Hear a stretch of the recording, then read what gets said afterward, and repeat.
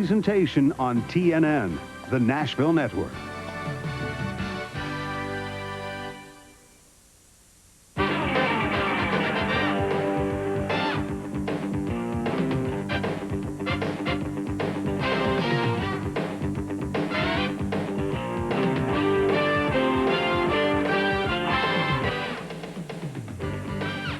TNN Motorsports welcomes you to Pocono International Raceway for the Pocono Sportsman 150.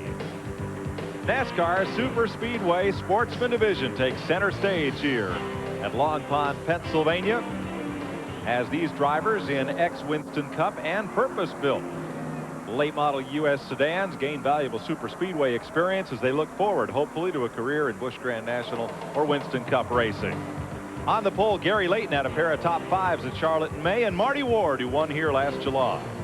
Andy Thurman from New Orleans and Jerry Rector second last year at Pocono. Steve Clark in a Chevrolet, and Mike Galdo was fourth here last July. Then David R. Smith, sixth at Charlotte, and Lester Lesneski won at Charlotte last month. Sherry Minter finished sixth here last season, and Bobby Fox Jr. has two straight top tens at Pocono. Tom Sherrill, seventh here 1 year ago, and Wally Fowler, who won at Charlotte in May. Vic Casera makes his first Pocono start, and Ronald Grindstad. Don Wagner finished in the top 10 here last year, and Red Everett from South Carolina. Bill Jarjabka makes his first start of the season, and Henry Benfield, the gas man from Junior Johnson's Winston Cup team. Robin Caldwell from South Carolina, and John Mackison Jr. moves to the Sportsman from Sprint Cars.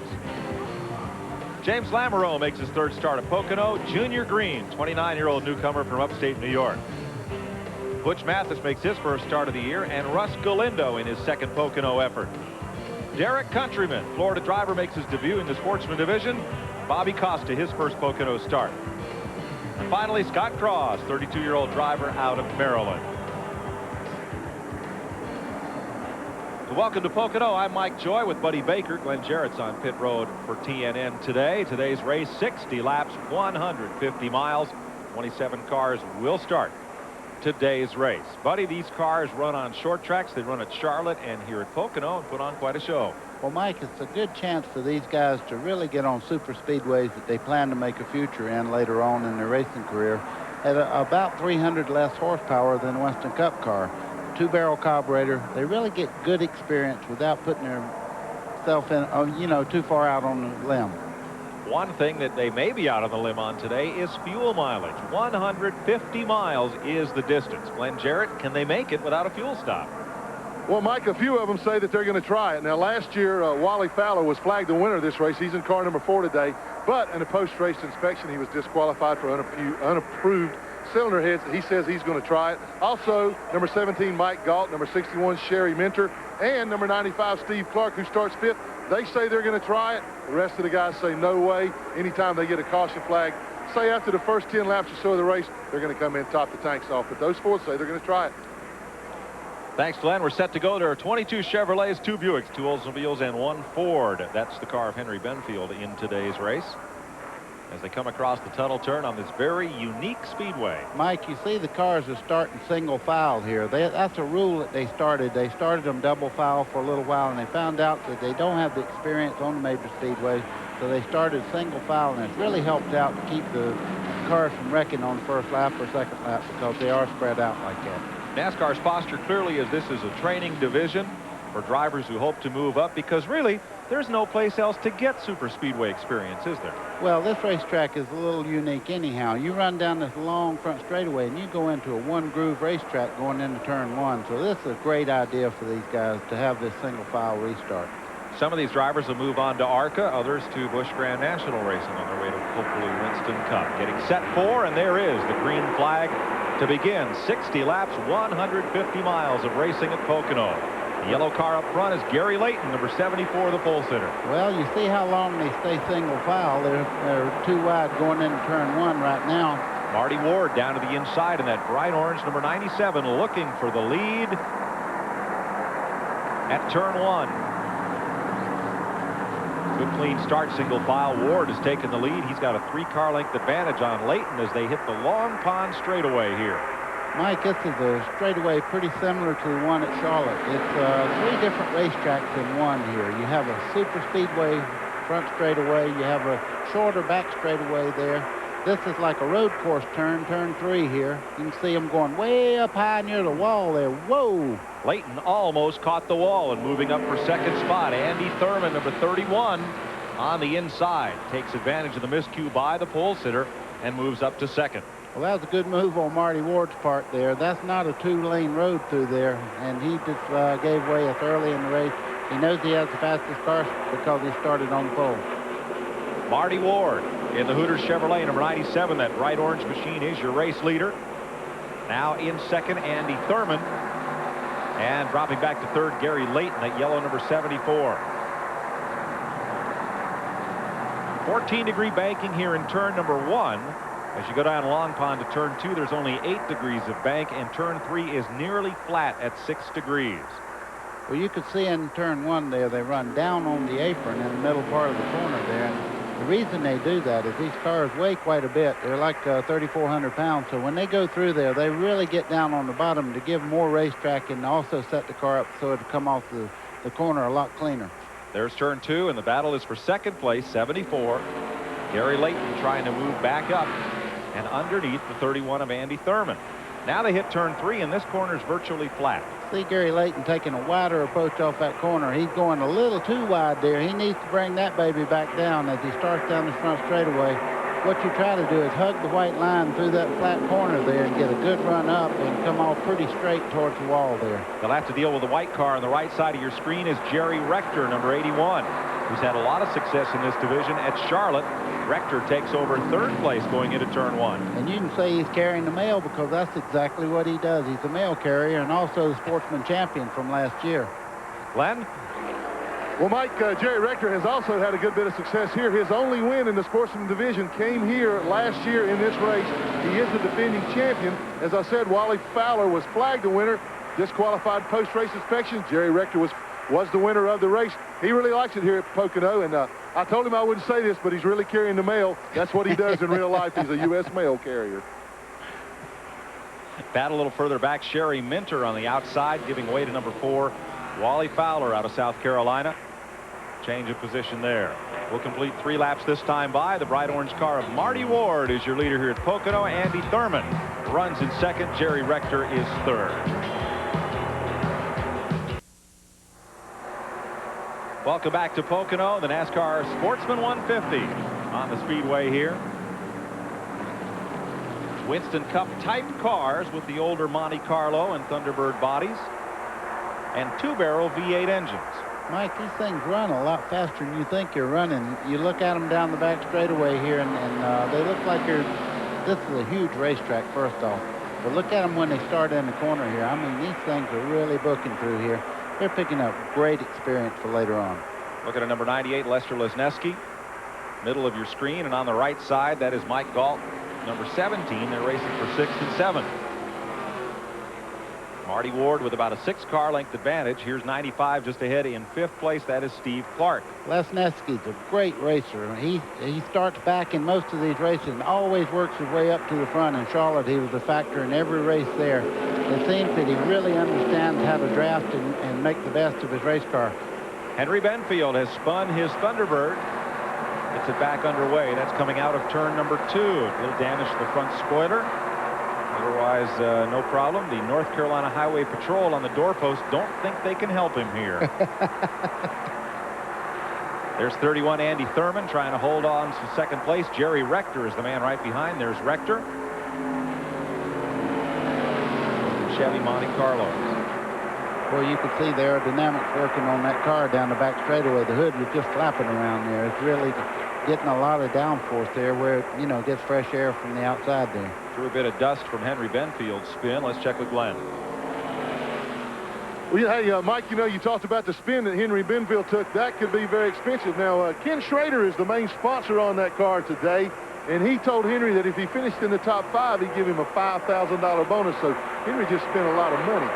Yeah, Glenn, I believe that as much as the rumor that Henry had offered to buy, or rather, Schrader had offered to buy Henry's team for $1.2 million. I heard that one today also. But it looks like they're having that much fun out there at least. Big battle here in the mid-pack.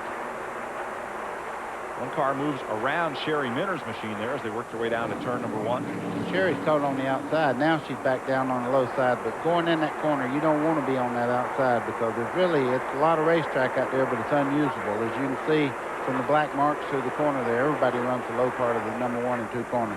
Just behind her, number 24, Don Wagner, both in Chevrolets. 12th and 13th place is the battle. Sherry Minner, when she's not behind the wheel of a car driving it, she's teaching it at the Buck Baker Racing School. Here's number 4, Wally Fowler, getting overhauled by Mike Galt, or is he? No, you don't pass on the outside there. Also, this whole racetrack, as you go through the corners, the place to pass anyone is on the bottom part. The lower you can get in the corners, the better off you are, no matter which 1, 2, or 3. This battle's for 7th place. Fowler, number 4, is 7th. Mike Galt, he is 8th. There's from the leader on back, Marty Ward. Up front and 2nd place, nose to tail as they've been for several laps, Andy Thurman and Jerry Rector. And Thurman high, and Rector's going to get 2nd place here. Well, he's going to try. They're running down the Long Pond straightaway on the back. You see him just go right on by. I tell you, he's got to give way as they go into turn 3 anyhow. With these 2-barrel engines, buddy, it looks like these are really momentum race cars. They are. You have to keep it right up. It's kind of like a good motorcycle or anything. When you don't have a lot of horsepower, you have to have a lot of momentum off the corner to carry it down the straightaway fast. Glenn? Well, guys, Andy Thurman is driving a car that is owned by Andy and Gary Hillenberg. Of course, Andy Hillenberg is one of the stars in the ARCA division, a couple of wins already this year. And Andy Thurman is one of the instructors at the Fast Track Instructional School at Charlotte Motor Speedway. So we got a lot of guys out here trying to get some experience so they can take it back and teach to their students. Well, a good student makes the best teacher. I'd say.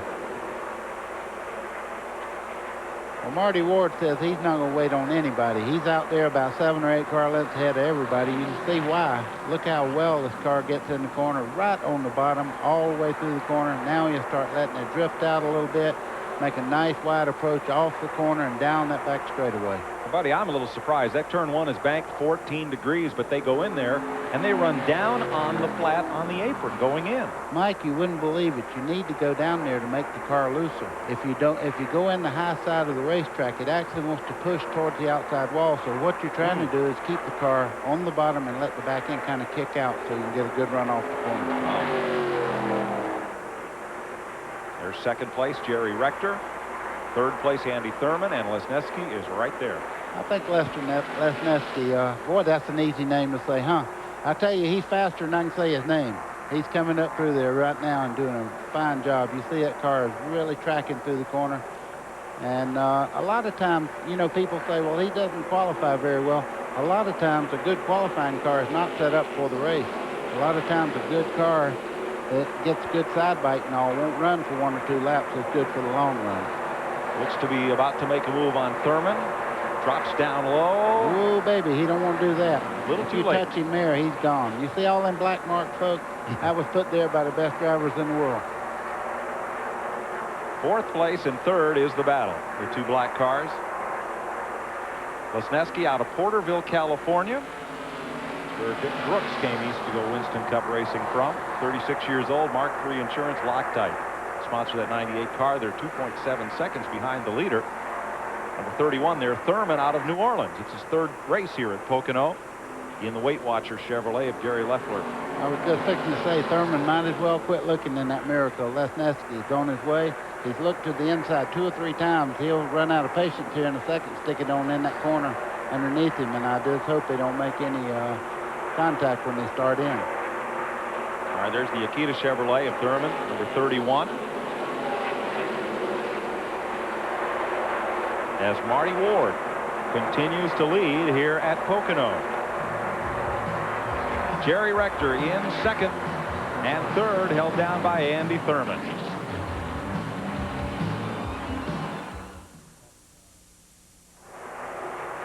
Welcome back to Pocono International Raceway and the NASCAR Sportsman 150. Kickoff of a big weekend of racing here in Long Pond, Pennsylvania.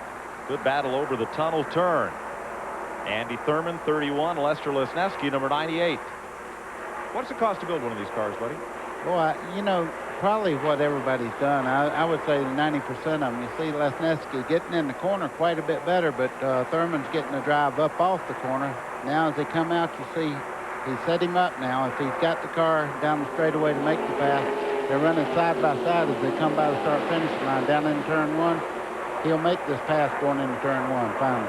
Lap traffic in the way, though. Lesniewski takes it all the way to the bottom. Yes. And he has time.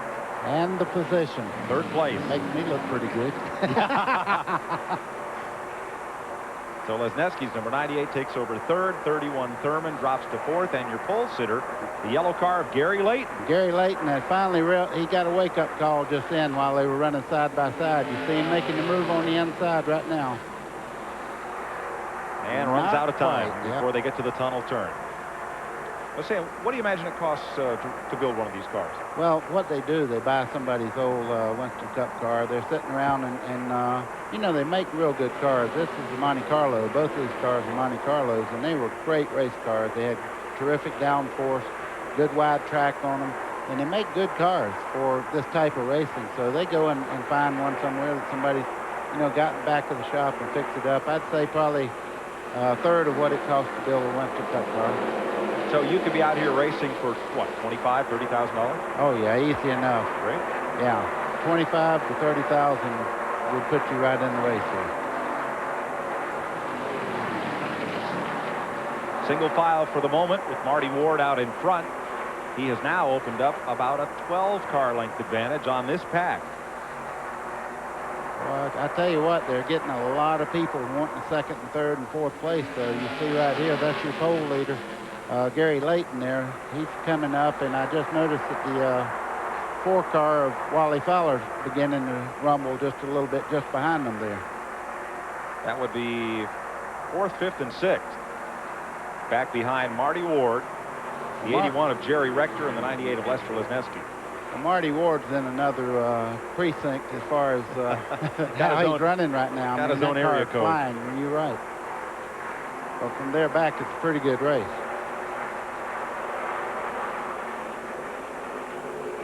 Fowler closing in on the pole sitter. It looks like, buddy, he's making a lot of his gains at the end of the straightaway and going into the corner. Well, that's where you make your time here. If you have a car that's set up right, you can drive it way deep into the corner here, and it pays off. Where a lot of racetracks, you back off early and get the car all set. Really, what you try to do is get the car in there hard enough where it does not stick too good. You want it to kind of plane along on the bottom of the racetrack. A little further back, Mike Galt, 17, with Steve Clark, 95, just ahead of them. Fowler has caught the 74 of Gary Layton. Question is, will he wait till the front straightaway to make his move? Now, what you do here, if you can follow the guy in and get right on his left rear corner, it'll make the car actually push up off the corner, the one you're following, and it makes it a little uneasy for the guy unless he has a loose condition. Then you tighten him up and make him run faster, and you can't catch him, man. So you got to look for a weakness on him and see how he's pushing out. Boy, oh boy, they make me look like I know what I'm talking about here. And Fowler now, once again, right on the tail of Layton. We have a spin down in turn 4. One car almost in the wall, stopped shy of it after a big spin up there. That looks like Robin Caldwell's. No, it's Steve Clark. Excuse me, 95 is Steve Clark. Out of Shelby, North Carolina. No contact to the wall. In the WRFX Chevrolet. You sure John Boy's not driving that? Looked like John Boy. Wall puts out the caution. They're waving down in each corner. Steve Clark was running in 9th position at the time of the caution. And I wonder, Glenn, will some of these leaders pit for fuel? They're not allowed to change tires unless they have spun and flat spotted tires, but might some of these drivers come in and try to top off so fuel will not be a concern?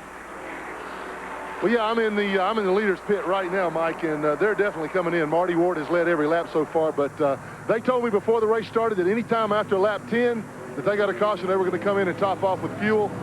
His crew chief and the car owner, Lawrence Ledford, just verified that. He said, yeah, definitely, they're coming in. So I think we'll see all of the cars come in and top off fuel. This takes away that question of whether they can go the rest of the way. They certainly can, even if it goes green from here on out. So leaders will be in just a moment.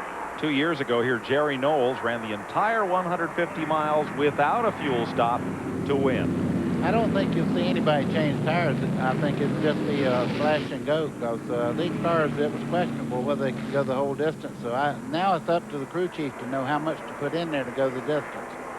One car did stay out. Actually, 5, 6, 7 cars have stayed on the speedway, led by Wally Fowler. The rest of the leaders have all come to pit road. And the leaders pitting. Here is Glenn. And Marty Ward brings his number 97 Hooters Chevrolet in for the pit stop. And this, as Buddy says, will be gas only. The tire rule is that they cannot change tires unless they have spun and flat spotted it. Ooh, close race out. Jerry Rector goes by him at the end. Marty Ward spun the tires getting out, but I don't know who they're going to give it to. They were by the NASCAR stop and go sign, so we'll see what they rule. But anyway, to clear up the tire rule, they can't change tires unless they spin and flat spot them, and the inspector says they are flat spotted, or if they cut one down, it's flat on the rim. So other than that, no tire changes. Mike, he proved in the next racer. Going out of the pits there, did you hear him holler for the guy that was fixing to get bumped? You bet. 15 laps complete here at Pocono. We're under caution. Let's show you once again that race off pit road. There's 17 Galt, 98 Lesneski. Woo, that was close. A little close there. And they'll line up for the restart. We'll be back with more of the Pocono Sportsman 150 right after these messages.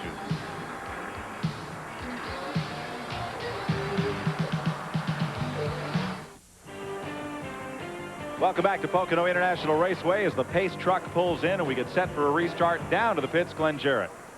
Well, we saw the number 31, Andy Thurman, running in the top 5 most of the day so far, but on the pit stop, something happened. This is car owner Andy Hillenberg. And Andy, what happened to the car? Well, when Andy was leaving the pits, the transmission blew up, and busted the case open, and kind of ruined our day. Andy was giving it a great ride out there. We're real proud of him.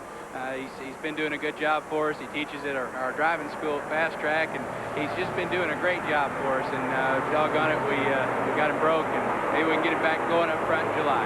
Okay, better luck next time. We're back to green, and already there's a fight for the lead going into turn 1. Wally Fowler has it. He stayed out on the racetrack and did not pit. One of 7 cars to do so. There's Fowler out of Campobella, South Carolina. Well out in front of this field. He has run 16 dirt track races this year, won 13, finished second twice, and was leading the last one when on the last lap he broke a tie rod. Well, you see Marty Ward in the Dayglow car right there, 97. He's working his way back through there. 3 wide going down into the corner there. He makes it 2 wide. He's having to slow up just a little bit for a lap over car there as he moves along. He'll move right to the outside. He's on his way towards the front.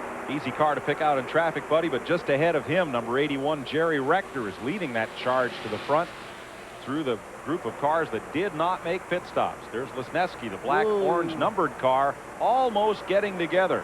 Well, he's on the bottom side. He's making the pass as they come out of the corner there. Lesneski's in the number 98 black car.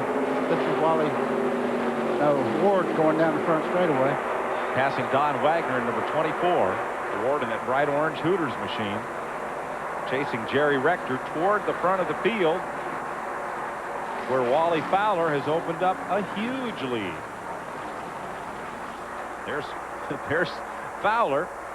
Big jump he got on the restart. Fowler better get on with it. Oh, man. in the wall goes Ronald Grindstaff. Out of Manchester, Pennsylvania, the Hair Pump Chevrolet. The yellow and is out. Sliding through is Butch Mathis of Lexington, South Carolina, the Paragon Plastic Chevy. Caution's out again.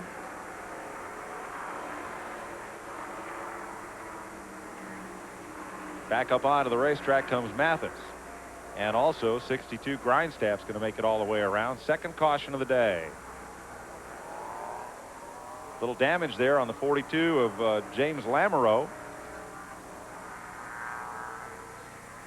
And a bit to the front spoiler and the right rear corner of number 41 Mathis.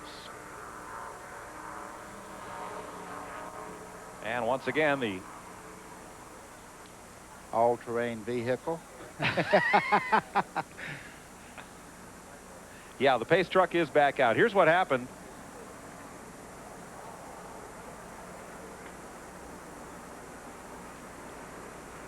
76 a little loose there, straightens it up because just in front of them, there goes 62 to the wall. And you see the 41 car. Where is he going? Saw Henry Bidenfield miss a wreck. Yeah. Well, come on, we like Henry. Fowler the leader. Jerry Rector runs in second. Third, up to third is Bobby Fox, another of those cars that did not pit. He's off Long Island. Greg Sachs is his spotter today, the Winston Cup driver. Running in fourth is Marty Ward, who led before his pit stop for fuel. Mike Gauld is fifth. Lester Lesneski is sixth. Seventh is Gary Layton, the pole sitter. Eighth right now, David R. Smith.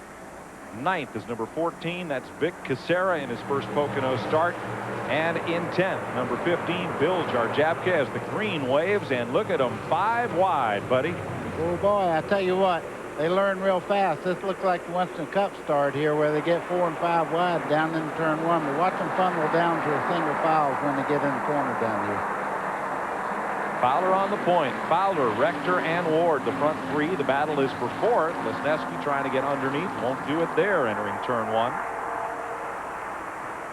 And like you say, pretty much single file out of 2, but here comes Marty Ward working on 81 Jerry Rector. Boy, I tell you, Marty Ward's on a mission today. This race car is really hooked to the bottom of the racetrack. You see down the straightaway, he's pretty even with Rector, but when they start in the corner, look how he just goes about 2 car lengths better. Right behind them, 38, Bobby Fox Jr. off Long Island City, New York, having a great run here in the early going after not making a pit stop on that first caution. Fox in the Mobil 1 Chevrolet running fourth. Look at him pull up. I tell you, Fox's car is really fast. He's the 4th car in that line there. When he started in that corner, he pulled Lesneski about 4 car lengths. But as you can see down the straightaway, I believe Lester's car is a little bit quicker. Lesneski has the straightaway speed. He's going to pull the yellow car of Gary Layton with him down into 1. Mike, this is a draft just like you see in Daytona. The front straightaway here is so long that these cars can get nose to tail like that, and it boosts the horsepower on these cars. It pushes them right along. Junior Green comes onto pit road. Here's the battle up front. Wally Fowler, Marty Ward, and 81 Jerry Rector.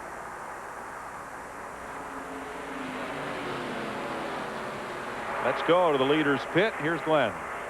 Well, this is Stacy Fowler. He's a cousin to the driver, Wally. Everybody down here is a Fowler, so I don't have any problems. But Stacy, Wally told me before the race, you guys are going to try to make it all the way. Is that still a strategy? Yeah, everybody else come in for fuel, but last year we come in and nobody else did, so we thought we'd try it their way this time. We've got it calculated. We should be able to make it. Well, even as hard as he's having to run the car to keep Ward and the rest of them behind him now? Yeah, we should be okay. We figured to have at least 2 gallons left over, so we should be okay. That'll be just enough for him to drive into victory lane. That's from the leader's pit as this battle goes on between 17, Mike Gault, 38, Bobby Fox. This is for 6th place. David R. Smith's right in there with him. Number 6.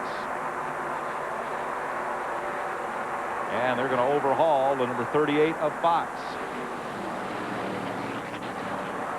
Now Gault's getting into everything as he should be. Look at this. We have a race for the lead right at the moment. Marty Ward up the inside as they go down Long Pond straightaway. 3,000 feet. That's as long as the backstretch at Daytona. And Ward going into turn 2 will take the lead.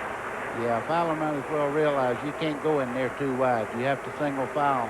Now what he tries to do is come back on the bottom across the short chute and get up under to make the pass back, but he can't do it.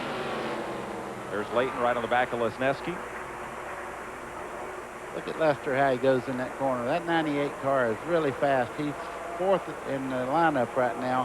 He goes in the corner quite well, but off the corner, I don't think he's quite as fast as some of the cars in front of him. Now to the front straightaway, longer than the backstretch at Talladega, 3,740 feet. And look at him string out down that backstretch. Glenn? Mike, kind of an interesting side note here. The car number 97, Marty Ward, the leader. Number 4, Wally Fowler, running 2nd. And 81, Jerry Rector, running 3rd. Are all from adjoining counties in upstate South Carolina. They all live within about a 20-25 mile radius from each other. So South Carolina guys having a heyday right now. We got to cut it off right there, though, because Les Lesneski running 4th. He's from Porterville, California. And Glenn knows he runs quite well in the race, too. Lester never gives up. I tell you, he stays in there. There he is, tracking down Jerry Rector, number 81, and there's the pole sitter, Layton, coming right back to them. I think Leighton may have the fastest car in the field. I think he's just kind of laying back right now because you look at this car move up off this corner. Look how he gains on Lesneski out of the corner here. He's just kind of biding his time, I think. That race car is really fast. Long way to go. 24 of 60 laps completed. See him take a little look there. That's what you do here, Mike. You watch your temperature gauge, and down the front straightaway, if you're having a little heating problem with something or you want to cool the car down for a run, you move to the left or right and get a little fresh air in the front of the car, and then you make your run at it. Out of turn number 1 with his 14-degree bank and into the long pond straightaway. Marty Ward drove in the All-Pro race at Greenville Pickens. We televised here on TNN in April. Plans to run 5 Busch Series races this year. Wow, that's pretty impressive. You see Fowler moving back there on Marty Ward down that straightaway. I believe he's the measure for him. I think through the corners, though, that Marty Ward may have a little bit better car. If the most important thing at this juncture, buddy, is not to lose the lead draft.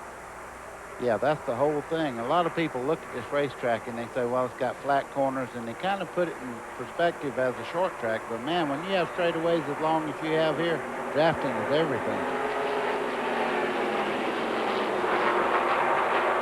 Back for these cars, I wonder if all the way down the front stretch, through turn 1 and up the back stretch to the tunnel is treated like one big straightaway. Mike, in a Winston Cup car, is 200-300 RPMs better when you're running with somebody of equal, you know, if they're getting around the racetrack. You see Fowler looking to the inside here. He's trying to make a move on Ward down the back straightaway. Now, this should pull Jerry Rector right up to these two. Rector is about 8 car lengths back as they're side by side, and now it's Ward who may have to give way. You can go in this corner 2 abreast. Hard to come out of it that way. Might give way. Yeah. This isn't a multiple choice. Yeah, all right. You see Marty Ward now. He's back in the draft now. He's probably got a car that he can move right back up there and maybe try to make one of these Earnhardt passes where you let them go by and then slingshot back by them. But, buddy, look what they're running side by side did. It brought the next 3 cars right up with the leaders. Fowler's got a little kick there. He got through the corner a little cleaner. He's got about a 2 car length lead over Marty Ward. But the draft works. Yeah, you can see him coming back up in there. Ward in the orange car, Rector in white, Lesneski in black, and the yellow car, Leighton, all pull down on the leader as they go through turn number 1. We've completed 27 of 60 laps here at Pocono. We'll be right back. Pocono and the NASCAR Sportsman cars running 150 miles today. Those two have hooked up together. Fowler in number 4 and Ward in 97. Keeping close tabs on one another. And another spin, second time around for Ronald Grindstaff in 62. The Hare Pump Chevrolet out of Manchester, Pennsylvania. That Petty Blue machine makes its way out of the infield grass. Down at turn number 1, we are still green. Yeah, no caution. No caution this time. I see the halfway as they come by the flag stand. 30 laps to go. Grindstaff makes it back onto the raceway without incident here. Boy, oh boy. You see Fowler right now, he's right on that white line through the corner. He's getting a tremendous drive up out of the corner. He's pulling Ward just a little bit as they come out of turn 2 down the back straightaway. But, buddy, that's the really interesting thing about Pocono. Every straightaway is a different length. Every turn is a different radius and a different banking. It stands to reason the car that's strong at turn 1 may not be as strong as somebody else at turn 3. I'll ask you a quiz. Where would you want to run the fastest? Turn 3. That's the turn before the finish line. Turn 3. How about you? I guess you don't call that turn 1, 2, 3, 4, 5, 6, huh? No. Okay. I always count corners. I know they got you a do. straightaway in between them as a turn. Okay. So this would be turn 5 and 6. That's it. Okay. So where would you want to be strong? I would want to be fast in the flat part of the racetrack. The car will get through the bank part of the racetrack better set up wrong than it will in the flat part. If your car is pushing out, coming off the corner on the flat part of the racetrack, you're doomed. So, too, you like that turn that leads to that finish line and the payday. And you're exactly right. Okay. We might count different, but we think alike. Glenn, would you rather have a car good in 1, 2, or 3 here? Yes. Yes, all three places. But I think you're exactly right, Mike. With the limited horsepower that these cars have, both of you are right. You've got to get off that last turn properly to get the RPMs up to carry you down this long straightaway. If you lug it coming off that corner, you're not going to pick the RPMs up until way, way late down the straightaway. They're going to pull away from you. So obviously, I think that is the most important corner if there is one. And I thought it was like turn 8. Oh. See, buddy, we just See what I started? No, we just like to have a car. Well, that's weird speaking. Whoa, Rector got way out coming off the corner there. He just about spun. You see Lesniewski moving up there to try to take that spot away from him. The reason for that, he was completely sideways coming out of turn 4 just now. And Lesniewski has the inside. Leighton in the yellow car, the pole sitter, is going to go with him. Third place will change hands right here, and maybe fourth. Wow, No. that could have got tight there. Woo. Yellow is out. In the wall is number 95, Steve Clark. And car number 8, Tom Sherrill, is down to the inside. That's turn 3, that flat corner that's been so tough to master. Wow, you talk about a right front bent up. Look at that. And the stack of rock and roll radio records has been severely shortened there at the front. Oof. That car will not make the top 40 hit list today. Number 8 pulls on to pit road. That's Tom Sherrill out of Mooresville, North Carolina, the Congolian Chevrolet. Third caution of the day comes out of lap 33, just past halfway. Good news for Wally Fowler. Those caution laps use less gas, so making it the distance is not his concern. Mike, he's not worried about anything, it looks like. I mean, he's not even running second right now, drafting along, trying to conserve fuel. He must feel that he's really got it together and not worrying too much about it. Boy, a lot of damage on the number 95 of Steve Clark. 33 laps are complete here at Pocono. We'll be back with the NASCAR Sportsman cars after this. Looking for a green flag. We're racing. And instantly they pan out 5, make that 6 cars wide. Well, Fowler brought him down pretty slow there for a start at Pocono, and that's why you see all these cars there, 4 and 5 wide, going down into turn 1. Things pan out and then funnel back together. Marty Ward still in second. Lesniewski now third. Jerry Rector fourth. Boy, oh boy, when I used to race, if I seen somebody coming for a slow start like that, I would drop back about 20 car lengths and try to time it where I really had him when he nailed it. I'd be coming at full force. Nose to tail for the lead. The driver brought out that caution flag with Steve Clark. Glenn's with him. Steve, a lot of damage to the right front, right side of the car. What happened up there?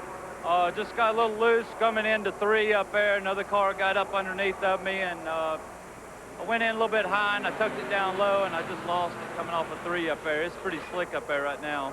See some work still going on in the car. Are you going to try to get back out there? No, we're done for the day. It's over with. We was already 1 lap down from a spin up there earlier, so we're just going to call it a day. Okay, better luck to you next time. Back up front once again on the restart. Wally Fowler opens up a couple of car lengths. Wally Fowler's got a couple of car lengths, but Lesniewski there in 3rd place in the black car you see coming in the corner there. He really made a nice move on the start there. He's moved into 3rd place. That's Rector just behind him in the 81. Sherry Minter comes on to pit road under green, the Martinsville, Virginia driver. The Care Drugstore Chevrolet that banged up pretty good at Charlotte Motor Speedway last month. She was the pole setter there, though. I mean, she was the fastest qualifier of everybody there. Tremendous run there, and she got involved in a wreck on the front straightaway and got bruises and all, but we're glad that she's okay. Coming in for tires there. And here's David R. Smith in number 6 battling Vic Casera in 14, the Pennsylvania driver. Smith from Holt, Florida. This is for 6th place. Good run for both these drivers, and right behind them is the number 24. That's Don Wagner. Here's Glenn. Well, Mike, I'm in Sherry Minter's pit. She has brought the 61 in. Now, you can change tires under the green. They changed the left rear tire. They thought she had a tire going down. Uh-oh, now she stalled the car trying to get it out of the pit. So she does go 1 lap down, but they thought they had a left rear tire going down. So Minter comes back out, but she'll be a lap down. Well, Mike, you heard the driver was talking about it. It was getting a little slick in turn 3 and things like that. When you start slipping around, you start wondering why. And if you think a tire's going flat, she did the right thing. Come in and find out before you crash the car. Better to find out on pit road than up against the boilerplate here. It's half an inch thick, and it is not very forgiving. That or the concrete that they put over it now. Wally Fowler not concerned about that. He's concerned about what he sees in his mirror, and that is that bright orange of Marty Ward. I think these two cars right now are very content like they're running. I think Marty Ward says we're getting away from that other pack behind us. If we just get nose to tail, you see the 24 there of Don Wagner moving by, making the pass. Makes the pass on Vic Casera, running his first Pocono race in this division. Here comes Henry Benfield. Of course, he's, I don't know whether it's position or not, but he's running quite well in the 11 car. Henry's on the lead lap, the only Ford in the field. Gas man for Junior Johnson on Sundays in the Winston Cup ranks. Benfield in number 11 takes a nice clean line there. Let's move up to the battle for third, where Jerry Rector in 81 goes to work on Lesneski. Well, that's the position there. When you make that move that far up, he's going to lose probably 2 positions here. Here comes the pole sitter, 74, Gary Layton. Tell him you can't do that, Mike. I would if I could. There we go. But he did it. That's 2 spots there. Maybe 3. 17, Mike Galt. Out of Gaffney, South Carolina, moves up and passed. Mike, what happened there? He had a bad angle getting in the corner. It was too wide, and that wall comes right up on you when you start off the corner, so he had to back out of the throttle, and you see it cost him 3 spots. Lose your momentum, and back you go. Glenn? Well, guys, Mike Galt, as you said, Mike, he is from Gaffney, South Carolina, another upstate South Carolina Sandlapper connection. Mike started 6th. His family owns the Cherokee Speedway, a dirt track that's been running for as long as I can remember down in Gaffney, South Carolina. So he's got a lot of dirt track experience. That experience is looking pretty good today. Awfully good run for Mike. And that Speedway on the back of the car for Mike Galt. And back up front with the leaders. Wally Fowler and Marty Ward. 21 laps to go. Make it 20 this time by. And now, as we've seen, buddy, on each of the last couple of restarts, Fowler will get out there, but then Ward inches back up to him after they've run a couple of laps. I think what Ward's doing right now, he's using the draft to get away from these cars behind him. And if they pull out far enough, then he takes those cars out of competition as far as taking a position from him. Then he can worry about winning the race. Good point, because last time Ward went for the lead, when they got side by side, it brought the next 3 cars right back up to them, and then it was a 5-car battle for the lead. Here are those 3, Jerry Rector in 81, Gary Layton now in 74, the yellow car, and Les Lesneski in 98. Back behind Galt, number 17, who is 5th. I am seeing a few. Oh, in the wall, Sherry Minter. Yeah. This will bring out the caution. It happens at turn number 3. Or 6, depending on how you're counting. And folks, I'm kidding here. On an oval racetrack, there's Sherry's moving around in the car, so she is okay. As Buddy says, if you have a straightaway on either side of the corner, the first half of that corner going in is turn 1, and the half of the corner coming out is turn 2. Right. And that's why, if you look at it that way, this track has 6 corners as opposed to 3. You see a little damage on the left rear corner of Minter's car there. She just backed it in the wall, but she didn't hit hard. I'm sure as I speak, she's driving away from the accident.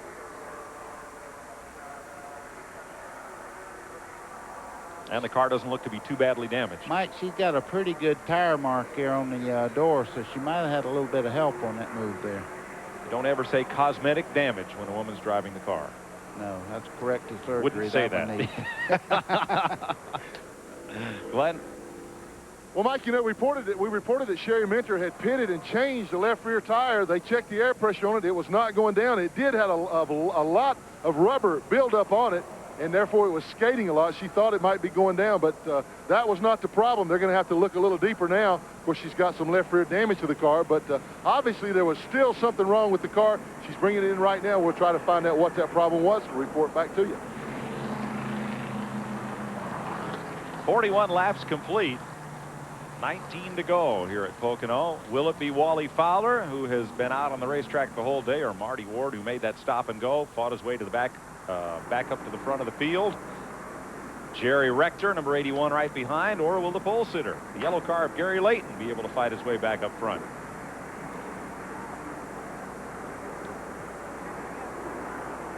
Look at the rest of the field as we roll around here under the caution flag at Pocono. Looks like we'll be looking for green next time by.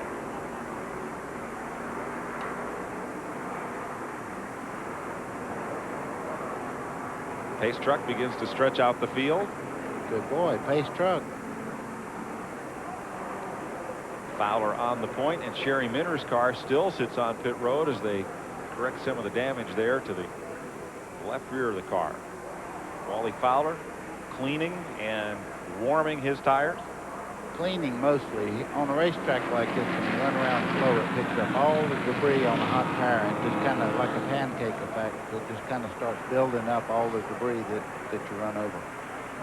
Marty Ward right there with him, that bright orange car. And Sherry Minner has completed service. Wow. She's not running exactly straight anymore. No, she's going to the garage area, buddy. You can see the car wasn't tracking straight at all. It knocked the rear end housing over in the car. Tough break. Boy, I can't tell you how important a good start is. Look at them. They're 3 wide before they ever get to the flag this time. People are running out of patience in laps 2. It's about time to get down and show what you have. You know, it's funny. Everybody pulled out a line to make a jump. Only one car passed anybody. Well, it's not over yet. Here comes Lesneski on the bottom side now. Will there be room for him down there? And that one car that went down low was Henry Benfield. First and second single file, but there's the battle. Lesneski underneath Galt, number 17, and Benfield on the outside of number 6, David Smith. You know, we cut up a lot about Henry Benfield. He's driving the number 11 there on the outside. I tell you, he's driving a nice race today, and he's made one spin there, but he's really run quite well today. You see him going through the corner. The car seems to be just as quick, and he gets down low coming out of the corner here. That car's working well. He is in 7th place. This is the battle for 5th. Galt in 17, Lesneski 98, as they come to that tricky flat turn number 3. And Lesneski will get the spot. Yeah, once you make that dive in on the bottom, that's pretty much a position there. See Benfield running 3rd in this group right here. That's 7th overall. Really well. 7th place. He'll be hard to live with this week if he happens to run in the top 5. There he is to the inside as Benfield. Henry Benfield to the inside on Lesneski. Tries to make the move on Galt. He's got the room. Didn't quite have the speed going into the corner. Now, we joke about Benfield. It should be no surprise he's a good race driver. The time he spends working on that Junior Johnson team may give him an edge on some of these fellows in the underhood department. As here's 74, Gary Layton goes for 3rd against Jerry Rector. It's just that Henry Benfield is the biggest practical joker in the NASCAR garage area, and he's such a cut-up that you wonder how he could take this seriously, but he does. Oh, you bet. All you truck drivers out there in the audience, stand up and cheer, because that's what he does every day of his life. He drives for the Junior Johnson race team. And there's Benfield right to the inside of Galt, who's coming right back after him. Turn 3. Wow. I'm pretty impressed with Galt, able to stick with him off that corner on the outside. That's the first one that's been able to do that. Benfield gave him a lot of room. It's his Henry Benfield's 5th Sportsman race here. His best finish was 11th in 1993. He's going to hold that spot down to turn 1. Yeah, when you get down there, it's not much chance of making it on the outside. You see him still running wide there. That car is not handling well enough to stay on the bottom of the racetrack. It's going to cost him position. These cars are 5.3 seconds behind the leader as he battles that teal-colored car of David R. Smith, number 6. And 38's fought its way back up there. Bobby Fox Jr. and the 14 of Vic Casera, the rookie, gives way to Fox here as they head for the tunnel turn. They give way and him on the bottom of the racetrack. That's the first time I've ever seen that. First time here. Oh, yeah. Well, experience means a lot here. He had the preferred line, but I guess, like you say, he'd rather finish this race and get experience than make a mistake right now. That's right. Any day you can drive your car up onto the trailer when it's over is a good day. 3rd place, side by side, Jerry Rector, 81, 74, Gary Layton. A lot of shuffling right behind them. Battle for 3rd into the corner. Rector's going to take it. Layton will have to roll out, fall in behind Rector going in the corner there. They need to really get hooked up and try to run down the front too, because they're getting away from them right now. As you can see, there's about a 20-car length gap there. Change back and forth to 5th place as well. Lesneski dropped a spot there as we watch the battle for third place. Rector and Layton, 15 laps to go. There are the leaders. Wally Fowler in number 4, Marty Ward in 97, and look at the advantage they have built up over third and fourth. I'll just tell you one thing. I was just watching Marty Ward go up out of the turn 3 there. He's got a lot of race car there. Let's go down to Marty Ward's pit. Here's Glenn. Well, this is Lawrence Ledford, who owns the car and crew chiefs at 4, Marty Ward. Lawrence, he's being awful patient. Now, I know, Marty, he's not a patient man, but looks like he's trying to settle it between the two of them. Well, I think that's what he's trying to do. He is a little loose down in 3 and 4 there, but we're trying to wait for the last 5, 6 laps to go for it.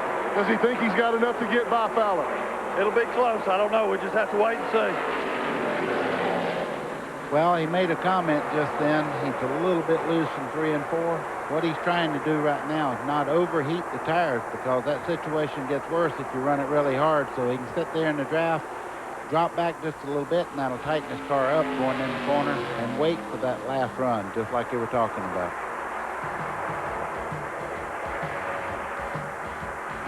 $14 laps to go. We'll be right back. Back to Pocono International Raceway. Mike Joy with Buddy Baker and Glenn Jarrett. 2 by 2, they come across the start-finish line with 13 to go. Up front, Wally Fowler and Marty Ward. Back behind them, the battle for second, Jerry Rector and Gary Layton. And behind them, Henry Benfield. Yeah, has made his look at Henry, has fought his way up to 5th place. This would be his best sportsman finish ever. Galt is 6th and Smith is 7th. Lesneski dropped back into the 8th spot, baby. And that's Casera going up high, losing the 9th spot to Bobby Fox. Now he knows how far he can go in the corner, Mike. Right, just a little bit less that was than that a little far. too hard, yes. Just a little bit.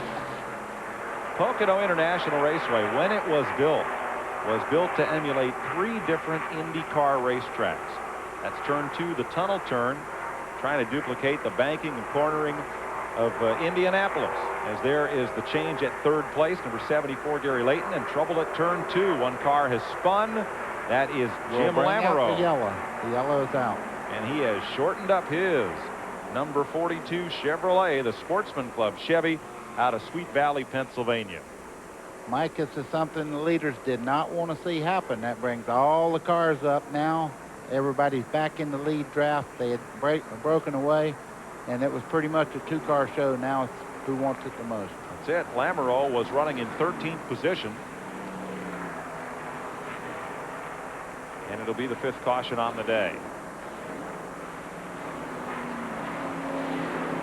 You know, you could land a good-sized airplane on that front straightaway. And have. Here's Glenn. Well, buddy, you mentioned the leaders didn't want to see this, but Marty Ward does. He thinks that he might be able to take Wally Fowler on the restart. He thinks that's the only way he's going to get by him. They don't run. The caution doesn't cool the tires off enough for him to tighten his car up any.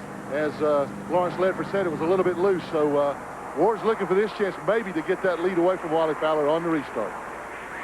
Can he keep it? That's the question.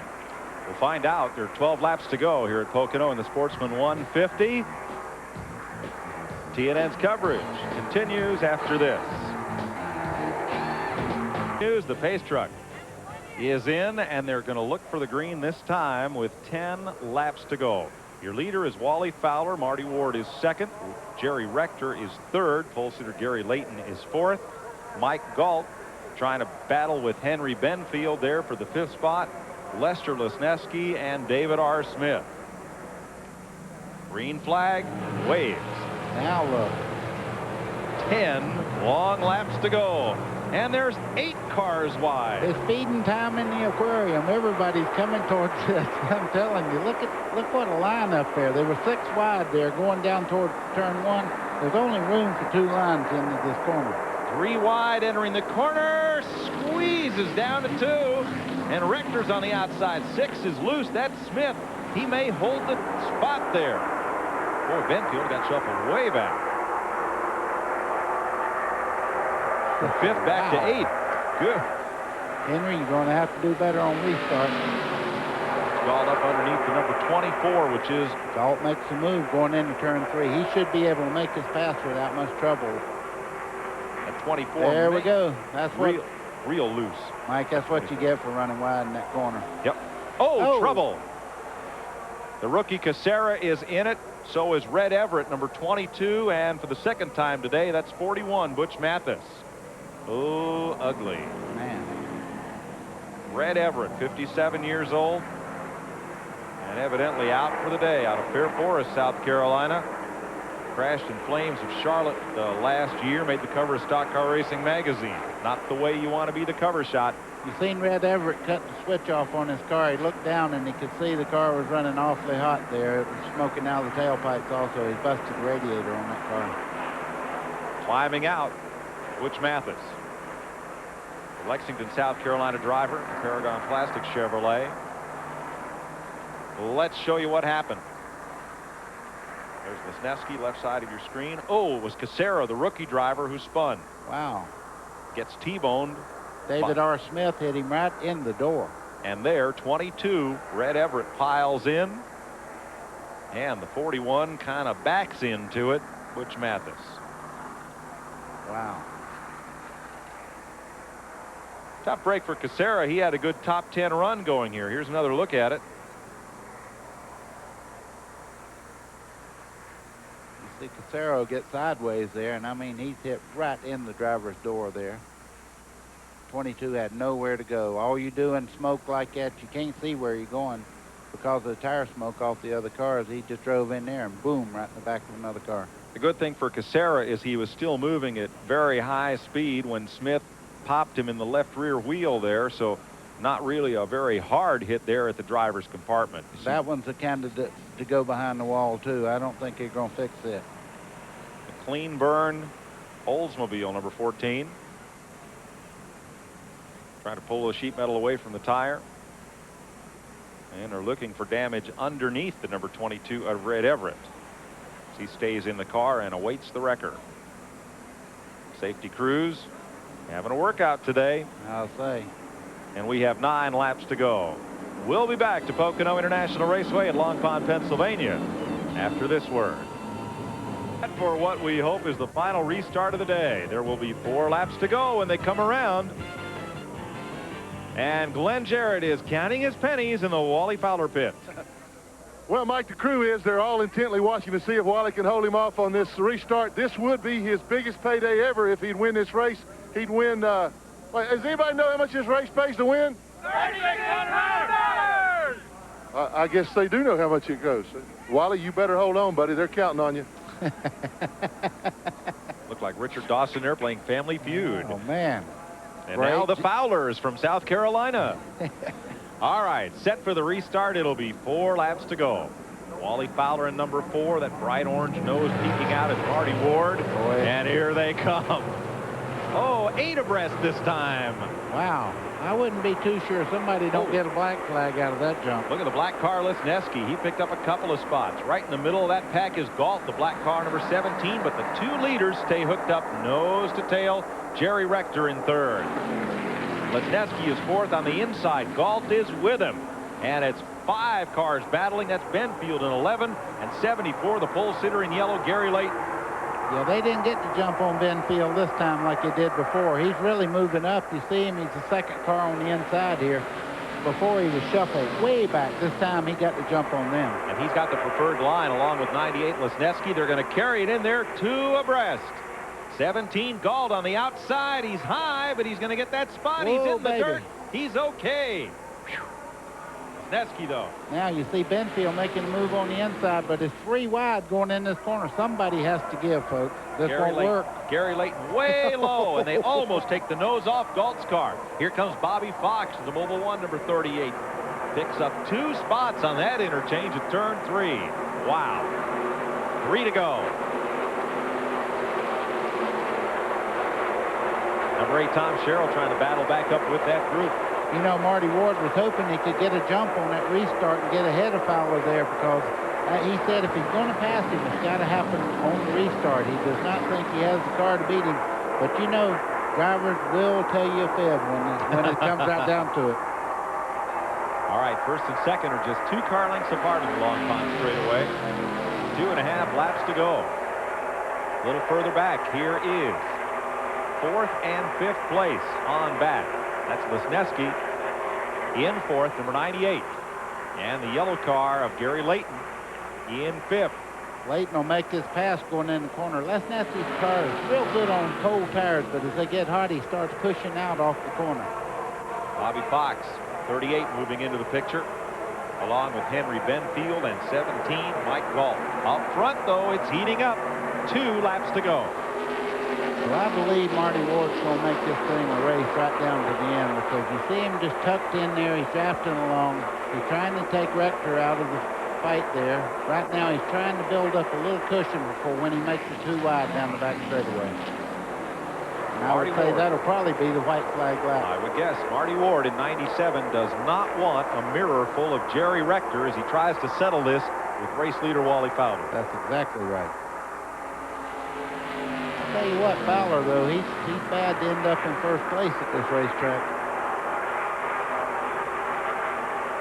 Back at 5th place, side by side. 1st, 2nd, 3rd, 4th. 5th place, the battle. Lesneski still holding on. Henry Benfield and 17, Mike Galt. Galt looks to the inside. He's up under Benfield. They start into this very flat corner. He should get by Benfield pretty easy right here. Well, might sweep up and repay that favor of 1 lap to go. Well, plenty of room between the 2 of them. And the white flag is in the air. 1 lap to go. As they say in show business, it's show time. The crews are pulling for them. They come down the front straightaway. Last lap, one of these 2 drivers 2 miles away from a $3,600 payday. Ooh, a little loose there was Fowler. Fowler's driving it for everything he's got right now. Boy, he better keep it up, because you see right behind him, Marty Ward's really putting the heat on him. And still Galt battles now with Lesneski, trying to move up to 4th place. And that's Henry Benfield and number 11 there. He's going to try to make it 3 wide if he can get up there. Not quite. Bad place to be 3 wide going into that tunnel turn. Now, buddy, these cars up front, they drag. Oh, Galt is loose. I mean loose. That was a wreck that didn't hit anything, folks. He saved it and only lost 1 spot. 6th car is wrecked. That's David R. Smith. Here come the leaders. Well, it's down to this. You see them both weaving. I don't believe he'll be able to get Fowler. You see him sideways.